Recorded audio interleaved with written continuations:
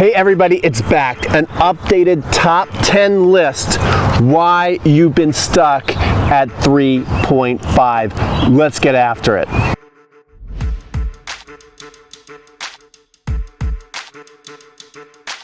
Reason number one why you have been stuck at the 3.5 level is you value winning over improving. Now, I know you want to improve, otherwise you would not be going online and studying the game, so I'm super proud of you. But hear me out here. You get into your matches, maybe you're on more than one league team. If that is so, it's probably really hard not to value winning over improving, because once you got there with your partner, you don't want to embarrass yourself. You want to play better, and therefore you will fall back into old habits that you know are not going to help you improve.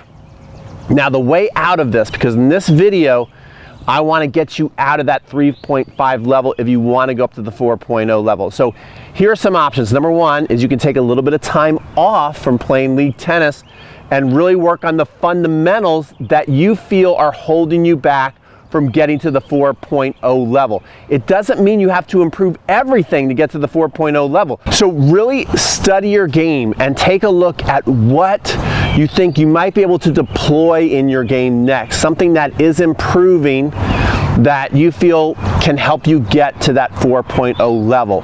It doesn't always mean that you need to improve your serve to get to the 4.0 level, or that you've got to develop the ATP forehand to get to the 4.0 level. Really take a look at what's holding you back, see what players are doing that are better than you that are playing 4.0, and then really go to work on that skill.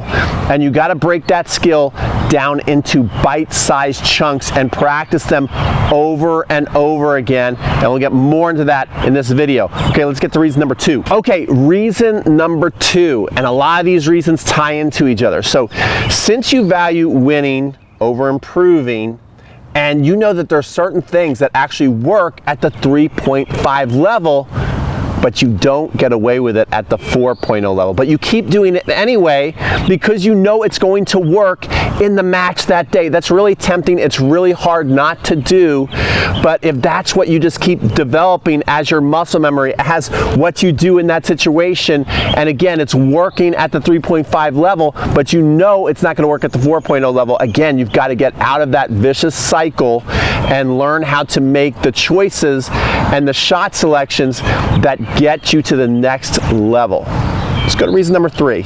Reason number three why you are stuck at that 3.5 level is you have poor problem-solving skills. Tennis, really all it is it's a problem-solving sport. If you want to love this game, love it when you run into problems and really learn how to fix your own problems. Be your own tennis doctor out there. Many people, almost everybody, after they miss a shot, will start to slap their thigh or shake their head or yell out an obscenity. It's okay, I've done it. But then when I ask my students, why did you miss the shot? They look at me with a blank stare and say, I don't know. Or they'll tell me why they missed or what they did wrong, and they're wrong. So it's really that ability to understand exactly what is going on out there so you can correct yourself. That's what the pros are able to do. They're so good at solving problems. Like, think about Rafa Nadal. He runs into all kinds of problems lots of times in his matches, but he keeps a cool head. He knows what's going on. He knows how to correct it. He knows how to make a subtle little tactic change or technical change. And then the rest is history. 22 Grand Slams. All right, let's get to reason number four why you're stuck at the 3.5 level. Reason number four why you're stuck at the 3.5 level is you're a tweenager. What's a tweenager? You must want to know, right? Well, I like to say this. Hitters win matches. Pushers win matches. Tweeners lose matches. What's a tweener? A tweener is somebody who's out there who doesn't want to just tap and push the ball in, even though that will win a ton of matches, especially, it wins a lot of matches at 3.5. And somebody that's really got their game developed and can swing and hit the ball, well, they win a lot of matches too. But there's so many people out there that don't have their strokes developed yet that they want to hit it but control it, and they're tweening their shot. Lots of times their racket face opens at contact and they can't control the ball. So you've got to learn how to pick your battles. Unless you can go out there all day, every day, like Rafa and Novak and Coco Gauff, all the pros who their job is to practice tennis all day, every day, then I think you actually have to have a mix, a blend, even at the 4-0 level, even at the 4-5 level, you're playing recreational tennis, you have to have a mix, a blend of pushing shots with good technique. Okay, this is actually a push shot. Roger Federer's slice backhand is a push shot, and hitting shots. You just can't swing away at everything every time in a match. And so many people get out there and they tell themselves, have you ever told yourself this? I've told myself this. I'm just going to hit every ball today. I don't care if I win or lose. And then you get out there and you try and start hitting every ball. Maybe it starts out good for the first couple of games, and then you miss your first couple of shots. You start to lose a little belief, and then you start tweening. You turn into a tweenager, okay? So you gotta learn how to push your shots at the right time and hit your shots at the right time, and don't tween. Let's get to reason number 5. Hey guys, we're almost halfway done the list, and that means you must like something about the video. Yes, this is B2. And you see what he's doing? He's giving me B2 puppy kisses, and they just feel so good. So if you like this video, B2 right here is gonna come into your home and give you 100 B2 puppy kisses. Like this video right now. Trust me, you're gonna love these kisses. All right, let's get back to this video. Ready, B2? Watch this, guys, watch this. This guy, he'd be a professional tennis player if he was a human. Here we go. Wait for it. There he goes. Reason number 5 coming right up. Reason number 5 why you've been stuck at 3.5 for, I don't know, 1, 2, 10, 20, 30 years. You know who you are. Your serve is just not good enough. Okay? This is another thing. Goes back to reason number 1. You value winning over improving. So many 3.5 level players can have the frying pan grip, punch the serve in, and win a ton of matches. Win state championships, even go to nationals and win national championships with a frying pan grip and patty cake serve. It's been done. It's going to be done for many years to come. So that's fine. There's nothing wrong with that. So if you want to get to like a solid, strong 4.0, especially the men watching this video, take a look at, there's such a big delineation between the 3.5 serve and the solid 4.0 serve. I'm not talking about people just graduated to 4.0, but you've seen those people, they're just solid 4.0s. They can even go out there and play with 4.5 players. They all have the continental grip. This is one of the hardest things to embrace in tennis. They all serve with the edge leading up to the hit. See, it's so much easier to lead with the strings going to the hit. But if you want to get to that 4.0 and beyond level, you've got to master the concept of leading the edge up to the racket. On your second serve, accelerating instead of decelerating.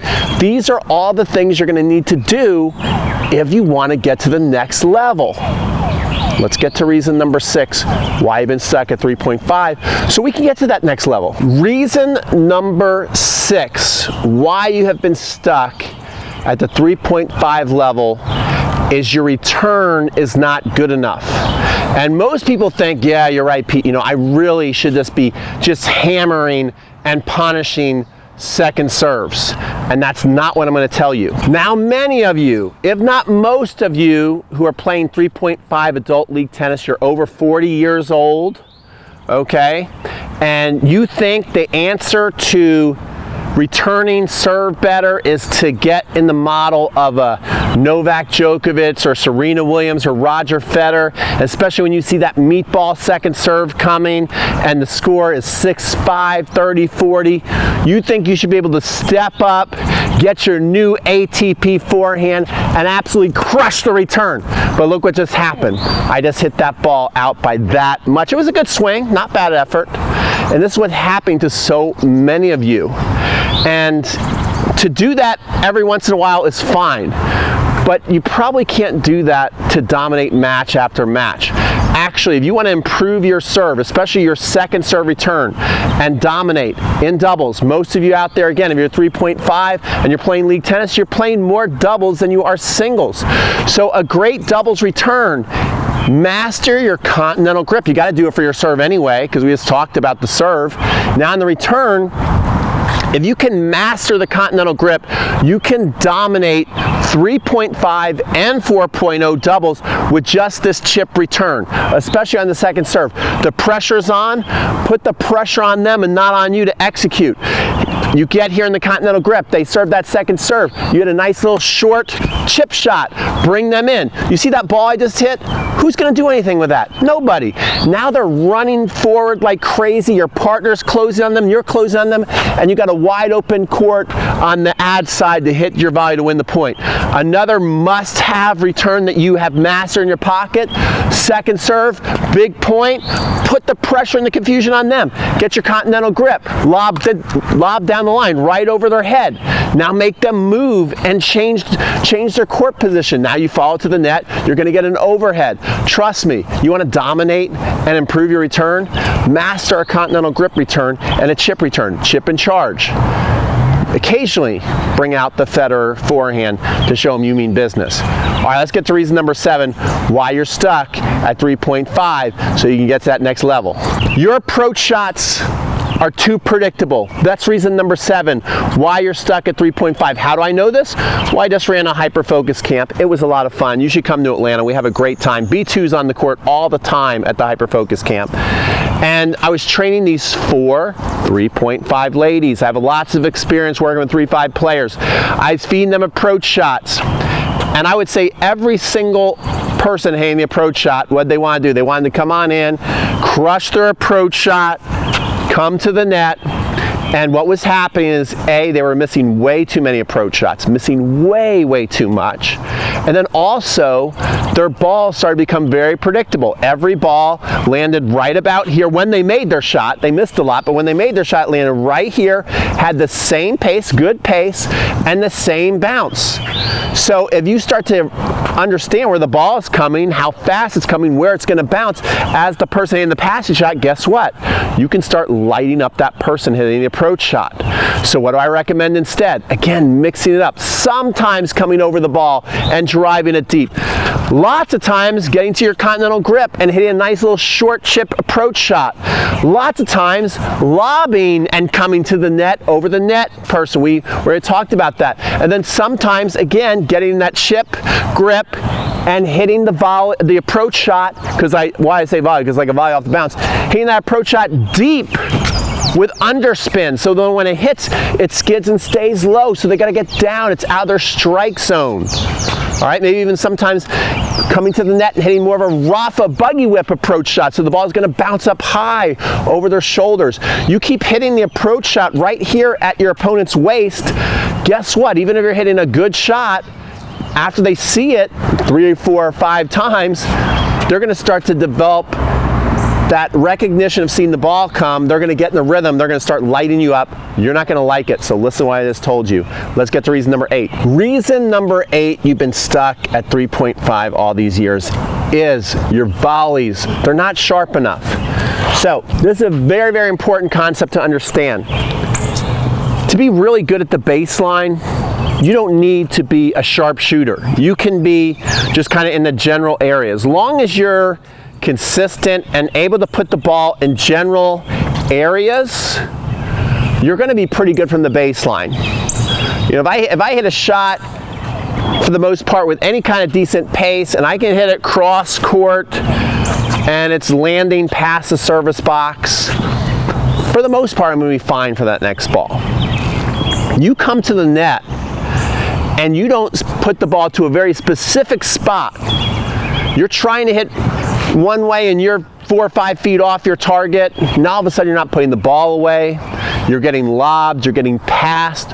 When you come to the net, you're going to have 1 or 2, 3, a lot of times maximum chances to put the volley away. And if you're not putting the volley away, you're going to get passed, you're going to get lobbed, or you or your partner are going to miss the volley because you're just going to get too much of a challenging shot.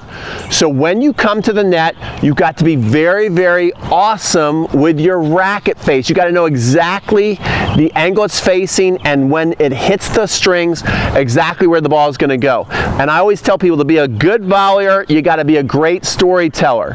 So what you want to do is tell stories with your string bed, okay? The strings need to tell a story. So if I want to hit a little angle volley, my strings are finishing right on the angle. If I want to volley the ball down the line, when I'm done, my strings freeze right down the line. Then you don't even need that much pace in your volleys. You're just a sharp shooter, okay?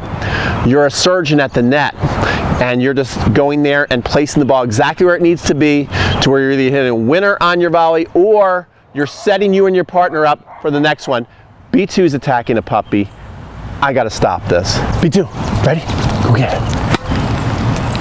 Okay, reason number 9 why you're stuck at 3.5 is you blow too many overheads. I find that really up until a nice solid 4.5 level, the person who hits the lob has the advantage in the point. As long as the lob is going to the service box, I don't see many people putting overheads away. And the biggest reason why is the first move needs to improve. There's 2 reasons, there's 2 things you can really improve on your overhead. If you improve these 2 things on your overhead, I promise you it's going to get better. Number 1 is your first move. Again, I just ran my clinic this weekend. I'll put a link in the description if you're interested in coming to Atlanta and training with me either in a group setting or a private setting. So the first move, pretty much everybody had a different move, but one of the common moves I see at the 3.5 level is this. This is lots of people's first move. The racket goes back and up, okay? This arm is dead. And see that? Now if I go to hit, bop, lots of times I'm not going to make the shot. I'm not making the shot until I get to actually here. Okay, lots of people never get there. They just hit it out. And then also, since this arm is dead, lots of times they also collapse and they hit a lot of overheads in the net. I love Novak Djokovic's first move for the overhead. I watched him at Indian Wells. I was studying his first move for his overhead because that's just what a tennis nerd and junkie I am. And this is his first move. It's I call it the quarterback move. He comes here, boom, like he's holding the football. See that?